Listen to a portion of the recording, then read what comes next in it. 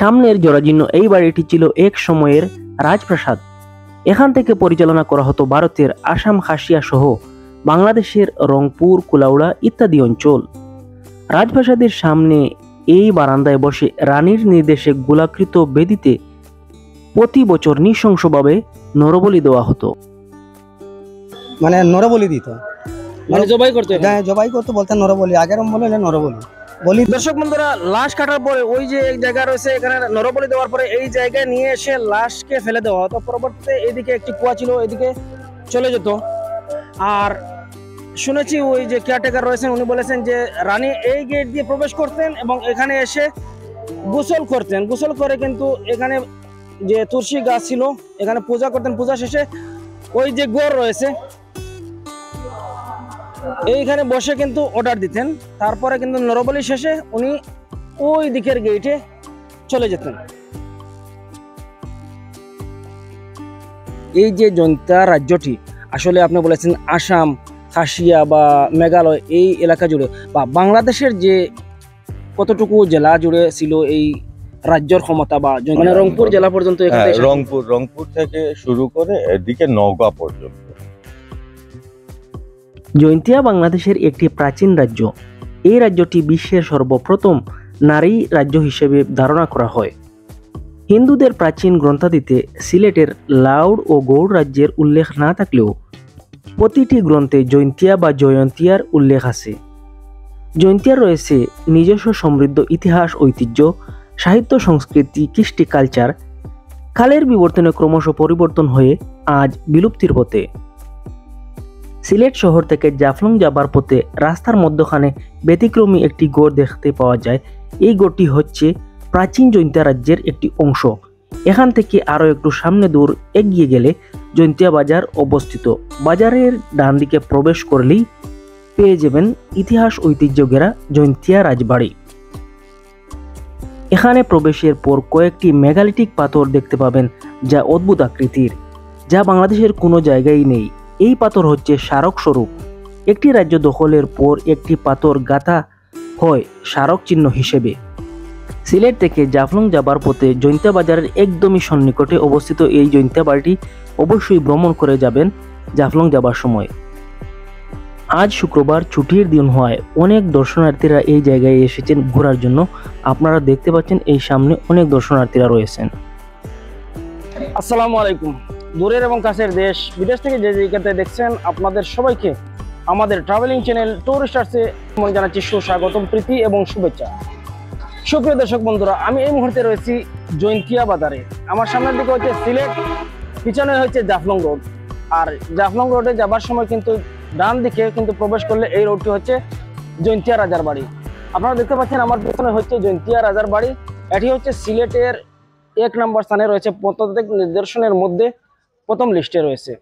তো আপনাদেরকে ভিতরে নিয়ে যাব এবং এখানের ইতিহাস, ঐতিহ্য আপনাদের সামনে তুলে ধরবো।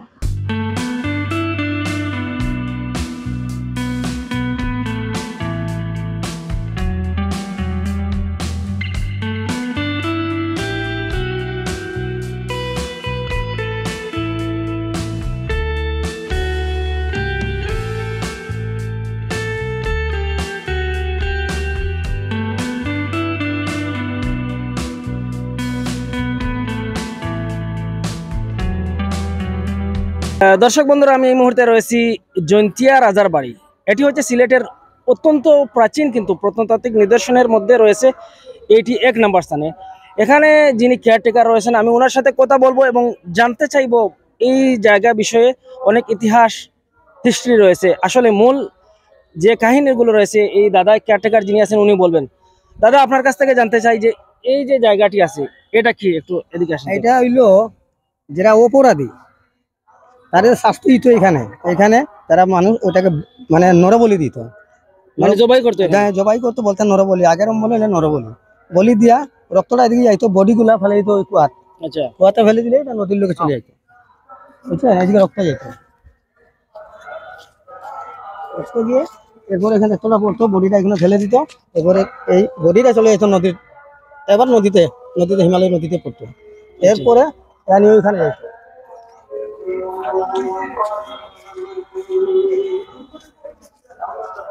এখানে একটা কুয়া আছে 500 ফিট দূরে।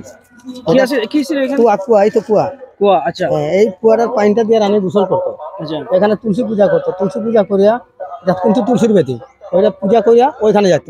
আচ্ছা ওইখানে গিয়া ওইখান থেকে অর্ডার দিত, ওইখানে কোট করিয়া শেষ করিয়া ওইদিকে বাড়িয়ে দিত। আচ্ছা আচ্ছা। ওইদিকে বাড়িয়া ওই 7টা গেট ছিল ওইখানে যেত। মানে নরবলি দেওয়ার আগে গোসল টোসল করে হ্যাঁ হ্যাঁ পূজা করে তারপরে এখানে কি অর্ডার দিত? অর্ডার দিত। অর্ডার দিয়া যখন বলি শেষ এই গেট দিয়ে এই গেট দিকে ওইদিকে কিন্তু দর্শক বন্ধুরা, রাজ্য মানে হচ্ছে বিশাল এলাকা। আমরা অবশ্যই একটু আগে গিয়েছিলাম জৈন্তিয়া রাজার বাড়ির যে অংশ আছে, আসলে আমরা মূলত জানতাম না এই জায়গায় যে আরো অংশ রয়েছে। আর রাজ্য মানে বিশাল এলাকা, আপনারা বুঝতে পারছেন যে বিশাল এলাকা জড়িয়ে কিন্তু রাজ্য আগে ছিল বা বর্তমানেও রয়েছে। আমরা এখন রয়েছি এই অংশে একটি জায়গায়। আমরা অবশ্যই সঠিক তথ্য জানার জন্য এবং সঠিক তথ্য আপনাদের সামনে উপস্থাপন করার জন্য আমরা একজন স্যারের সামনে এসেছি। উনি হচ্ছেন খায়রুল স্যার। উনি এই এলাকার এই মহিলা কলেজের সম্ভবত পড়াশোনা করিয়ে থাকেন, শিক্ষকতা করিয়ে থাকেন। তো ওনার কাছ থেকে সঠিক তথ্য আপনাদের সামনে তুলে ধরার চেষ্টা করব।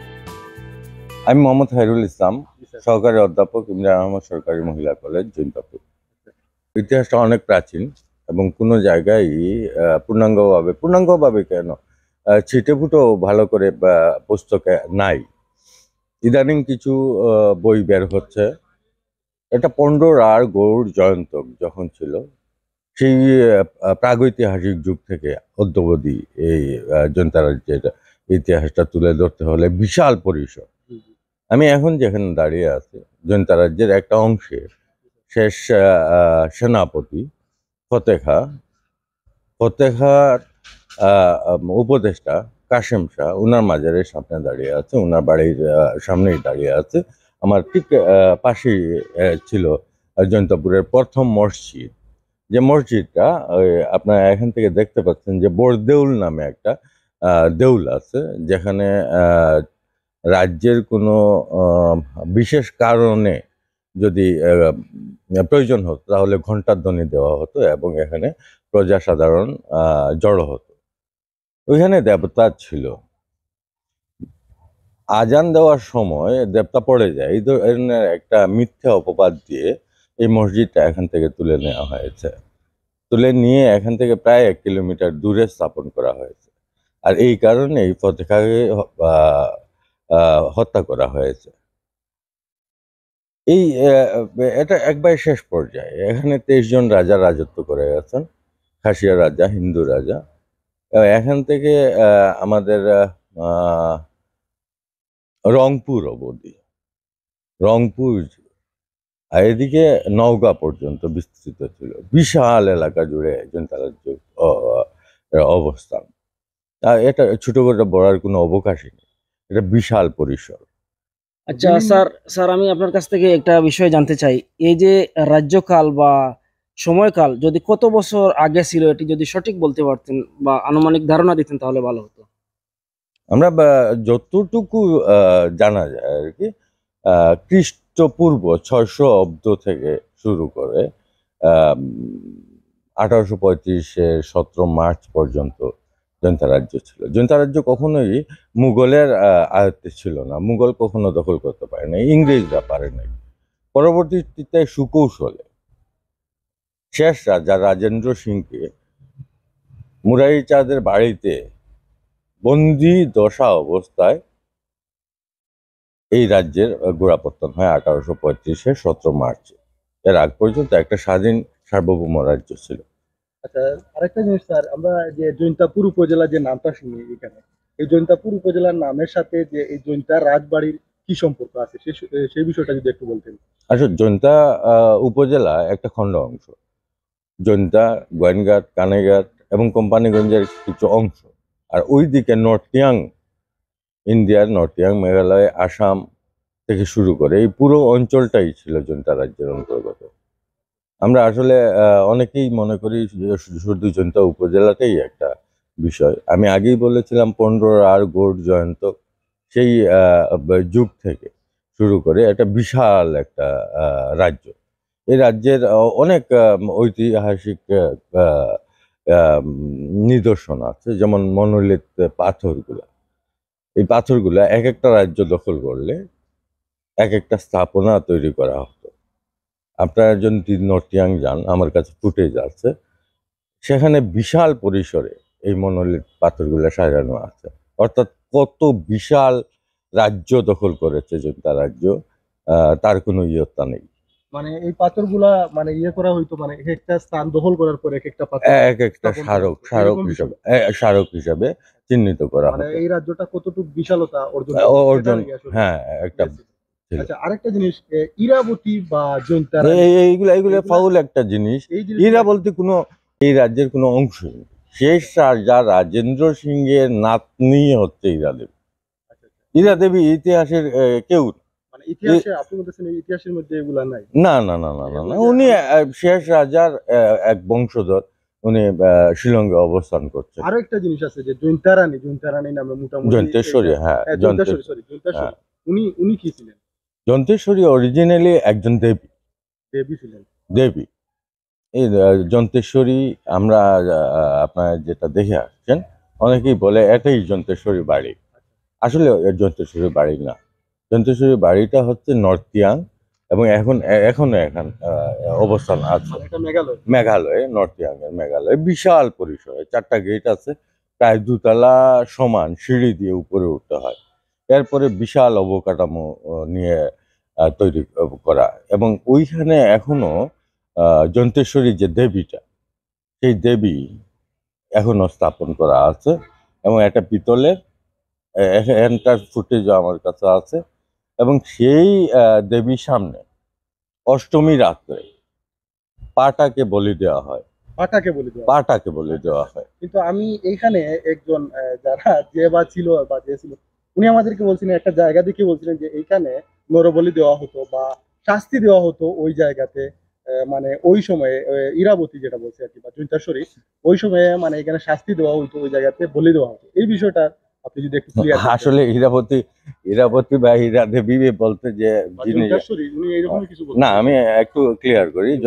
হীরাবতী বলতে আমাদের এখানে কিছু কুচক্রী মহল, এই রাজ্যটার যে অংশটা আছে, মানে জমি জমা আছে, এগুলা করায়ত্ত করার জন্য একটা কৌশল স্থাপন করে ও ইরাবতী নাম দিয়েছে। নাম দেওয়া হয়েছে। ইতিহাসে এর কোনো রাজেন্দ্র সিংহের পরে আর কেউ নেই।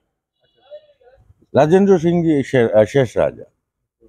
আচ্ছা স্যার, আমি আপনার কাছে একটি প্রশ্ন বা দর্শকের সুবিধার জন্য আমি আপনার কাছে একটি প্রশ্ন সংক্ষেপে জানতে চাচ্ছি। সেটি হচ্ছে, আমরা যেহেতু মনে করি একটি থানা বা উপজেলার আয়ত্তে বা নিয়ন্ত্রণ থাকে টিএনও অফিসার, বা জেলা নিয়ন্ত্রণ থাকে জেলা প্রশাসক, বাংলাদেশের সারা ভূখণ্ডর দায়িত্বে থাকেন প্রধানমন্ত্রী।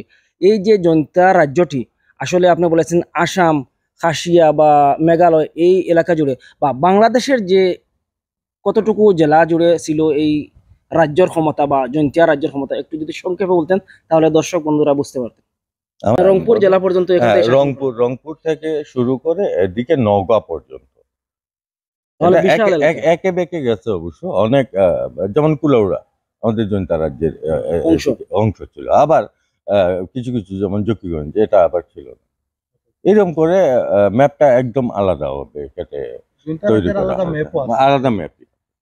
দর্শক বন্ধুরা, আপনারা জানতে পারলেন যে সঠিক ইতিহাস একজন শিক্ষিত মানুষ স্যারের কাছ থেকে। আসলে জৈন্তা রাজ্য মানে একদম ছোটখাটো বা জৈন্তা উপজেলা মানে এইখানেই সীমাবদ্ধ ছিল না। হয়তো কয়েকশো বছর আগে এই জৈন্তা রাজ্যর মাধ্যমে, যেমন আমাদের বাংলাদেশের প্রধানমন্ত্রী রয়েছেন ঢাকা থেকে পুরা বাংলাদেশকে পরিচালনা করেন, ঠিক এই জায়গা থেকে, এই জৈন্তা এলাকা থেকে কিন্তু এখানে রংপুর, নওগাঁ, কুলাউড়া বিভিন্ন জায়গা কিন্তু পরিচালনা করা হতো। মানে বুঝতে পারছেন, এটা হচ্ছে প্রধান কার্যালয় ছিল জৈন্তা উপজেলা। দর্শক বন্ধুরা, আপনারা বুঝতে পারলেন যে এইখানে কি ইতিহাস বা কি ছিল। আপনারা অবশ্যই জানেন যে বাংলাদেশের প্রত্নতাত্ত্বিক নিদর্শনের মধ্যে যে জৈন্তা রাজবাড়ি রয়েছে, এই রাজবাড়ির ইতিহাস কিন্তু বিশাল। আসলে আমি এখানে আরো একটু সংযোজন করি। এখানে 2টা রাজ্য ছিল, একটা নর্থিয়াং এ আর একটা জৈন্তাপুর নিসপাটে। এখানে যখন প্রচন্ড ঠান্ডা পড়ে তখন রাজ্যটা এখানে স্থানান্তর করা হতো, আর যখন গরমকাল তখন নর্থিয়াং এ স্থানান্তর করা হতো। 2টা রাজধানী হিসাবে চিহ্নিত ছিল, এবং আজও নর্থিয়াং এর সেই রাজবাড়ি স্থাপনা, পুরাকীর্তি সবকিছুই এখনো তারা খুব সযত্নে রেখেছে, যেটা আমরা পারিনি। ধন্যবাদ স্যার, আপনাকে অত্যন্ত গুরুত্বপূর্ণ ইতিহাস, সঠিক ইতিহাস দর্শকদের সামনে উপস্থাপন করেছেন। এর জন্য আমাদের পক্ষ থেকে, আমাদের চ্যানেলের পক্ষ থেকে আপনাকে অসংখ্য ধন্যবাদ জানাচ্ছি। ধন্যবাদ আপনাদেরকে। আর আপনারা অবশ্যই জানেন সিলেটের সর্বপ্রথম কিন্তু এই স্থানটিকে ধরা হয় যে প্রত্নতাত্ত্বিক নিদর্শনের অংশ হিসাবে বাংলাদেশের লিস্টে রয়েছে, যে প্রত্নতাত্ত্বিক নিদর্শন রয়েছে সেখানে। আমরা অবশ্য গত কিছুদিন পূর্বে কুমিল্লায় গিয়েছিলাম, প্রত্নতাত্ত্বিক নিদর্শন যে ইনস্টিটিউট রয়েছে, গবেষণা কেন্দ্র, সেখান থেকে জেনে এসেছি এবং আজকে এই জায়গায় এসেছি। আসলে আমার সাথে সামাদও গিয়েছিলেন কুমিল্লাতে। এই জায়গায় সামাদ কি কি শুনেছিলেন, সিলেটের কোন কোন জায়গা আছে উনি বলবেন।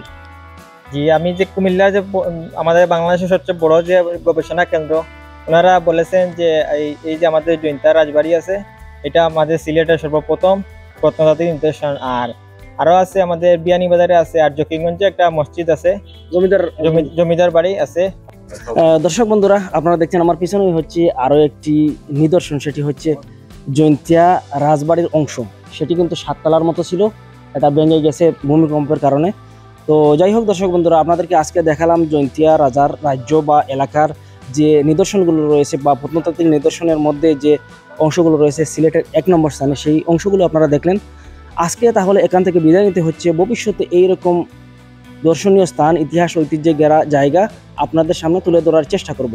সেই পর্যন্ত সবাই ভালো থাকুন, সুস্থ থাকুন এবং নিরাপদ থাকুন। ধন্যবাদ সবাইকে। আসসালামু আলাইকুম ওয়া রাহমাতুল্লাহি ওয়া বারাকাতুহু।